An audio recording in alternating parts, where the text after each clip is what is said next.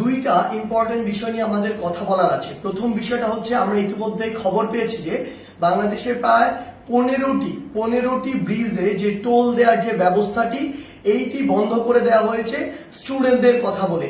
আমাদের জায়গা থেকে স্পষ্ট বার্তা, এটি রাষ্ট্রের একটি যে আয়, এই আয়ের একটি অংশ এই ব্রিজগুলোতে যে টোল দেওয়ার বিষয়টি। সো কেউ স্টুডেন্টদের কথা বলে হোক, বৈষম্য বিরোধী ছাত্র আন্দোলনের কথা বলে হোক, এই নামের অপব্যবহার করে কেউ বাংলাদেশের কোথাও ভুলে এই কাজ করবেন না। প্রত্যেকটি ব্রিজে টোল দিবে, এমনকি বৈষম্য বিরোধী ছাত্র আন্দোলনের ব্যানারে কোনো যদি ত্রাণের ট্রাকও বাংলাদেশের যে কোনো জায়গায় যায়, সেই ট্রাকও টোলের টাকাটি দিয়ে তারপরে যাবে। কারণ এই রাষ্ট্রকে যদি আমরা স্টেবল করতে চাই, আমার রাষ্ট্রের যে অর্থনৈতিক অবস্থা সেটিকে আগে স্টেবল করতে হবে। কিন্তু ক্ষমতার অপব্যবহার করার যে নোংরা সংস্কৃতি ছিল এত বছর ধরে, এখন আপনি যদি সামান্য কিছু একটি অস্থিতিশীল অবস্থা দেখে আবার সে ক্ষমতার অপব্যবহার করেন এবং আপনার কথা মতো কোনো একটি জায়গায় ব্রিজে টোল দেওয়া বন্ধ করে দেন, কিংবা কোনো একটি স্টিকার দেখে বার হয়ে যান, এটিকে আমরা কোনোদিনও সমর্থন করি না।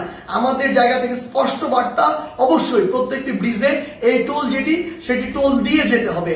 এবং আরেকটি হচ্ছে যেটি, যখন এই ব্রিজে কোনো একটি গাড়ি এভাবে ত্রাণের কথা বলে বা অন্য কোনো প্ল্যাটফর্মের কথা বলে টোল ছাড়া চলে যাচ্ছে, আরো অনেক গাড়ি আসলে টোল ছাড়া এইভাবে ওই গাড়ির সাথে চলে যাচ্ছে। এই যে অপসংস্কৃতিটি কিংবা ক্ষমতার অপব্যবহারের যে নোংরা বিষয়টি, এটি আমরা কখনোই সমর্থন করি না। রাষ্ট্রের যে আয়ের সেক্টর গুলো রয়েছে সেগুলো সুন্দরভাবে চলতে হবে রাষ্ট্রের সুন্দরভাবে চলার জন্য। আরেকটি গুরুত্বপূর্ণ বিষয় যেটি আমরা দেখতে পাচ্ছি, বিগত 16 বছরে আওয়ামী লীগ ফ্যাসিস্ট সরকার কি করেছে, তার ক্ষমতার অপব্যবহার করেছে।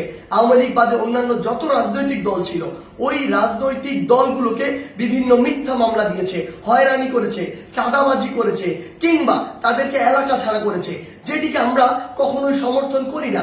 বলেই আজকে 16 বছর পরে হলেও ছাত্র জনতার গণঅভ্যুত্থানের মধ্য দিয়ে আওয়ামী লীগের পতন হয়েছে, আওয়ামী লীগ দেশ ছাড়া হয়েছে। কিন্তু আজকে যদি এই গণঅভ্যুত্থানের পরেও আমরা দেখি অন্য কোনো একটি দল বা অন্য কোনো একটি দলের নেতা কর্মীরা ঠিক একই কাজটি করে, তাহলে আপনারা এই আওয়ামী লীগ থেকে কি শিক্ষা নিলেন? একটা জিনিস মনে রাখবেন, আমরা আসলে এই নির্যাতকের পরিবর্তন চাই না, আমরা এই নির্যাতনের যে সিস্টেমটি সেটির পরিবর্তন চাই। আমাদের জায়গা থেকে স্পষ্ট বার্তা, আপনাদের চোখের সামনে স্টিল জ্বলন্ত অনেকগুলো উদাহরণ রয়েছে, সেগুলো থেকে শিক্ষা নিন, না হলে জনগণ আপনাদেরকে আস্থা করে নিক্ষেপ করবে। আমরা যেন এটি না দেখি যে কাউকে আবারও মিথ্যা মামলার ওই চক্রটিতে যেতে হচ্ছে, কাউকে আবারও কোনো দোষ ছাড়া বিনা দোষে ঘর বাড়ি ছাড়া করা হচ্ছে, ঘর বাড়ি ভেঙে দেওয়া হচ্ছে, কিংবা তাদেরকে নির্যাতনের শিকার করা হচ্ছে, কিংবা আমরা শুনছি দেশের বিভিন্ন জায়গায় একটি চাঁদাবাজির নতুন চক্র গড়ে উঠছে। আমরা আপনাদেরকে স্পষ্ট করে বলতে চাই, আমরা আমাদের জায়গা থেকে বৈষম্য বিরোধী ছাত্র আন্দোলন এই সকল ক্ষমতার অপব্যবহারের বিপক্ষে, এবং আমরা এগুলোর বিপক্ষে সবসময় কথা বলে যাব। আপনাদের সহ আপনাদের যারা স্টেক হোল্ডার রয়েছে, যারা আপনাদেরকে এগুলো করার জন্য আসলে উৎসাহ দেয়, কিংবা আপনাদের ওই সমর্থক গোষ্ঠী যারা চুপ করে থাকে, তাদেরকে বলছি, জনগণ যদি একবার এই সকল সেন্টিমেন্টের বিরুদ্ধে দাঁড়িয়ে যায়, তাহলে আপনাদের অস্তিত্ব সংকটে পড়বে। তাই জনগণের চাওয়াটার কথা চিন্তা করুন, সময়ের দাবির কথা চিন্তা করুন। যদি আপনার নাম ভাঙিয়ে কিংবা আপনার কেউ একজন রুট লেভেলে এই কাজগুলো করে, দিন শেষে ব্লেম কিন্তু আপনার উপরেই আসে। তো এই জিনিসটি মাথায় রেখে পুরো বাংলাদেশে এই যে নতুন আরেকটি 16 বছরের যে বিভিন্ন চিত্র ছিল, উদাহরণ ছিল, সেগুলোর যে নতুন আরেকটি এক্সটেনশন কেউ তৈরি করছে নতুন করে, কিংবা নতুন আরেকটি সংস্কৃতি কন্টিনিউ করার চেষ্টা করছে, আমাদের জায়গা থেকে স্পষ্ট বার্তা, আমরা এটি সমর্থন করি না।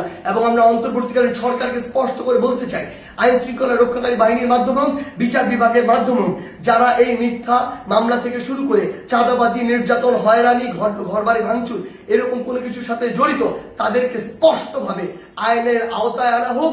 বৈষম্য বিরোধী ছাত্র আন্দোলনের পক্ষ থেকে কিংবা ছাত্র জনতার পক্ষ থেকে এর প্রতি পূর্ণ সমর্থন রয়েছে। ধন্যবাদ।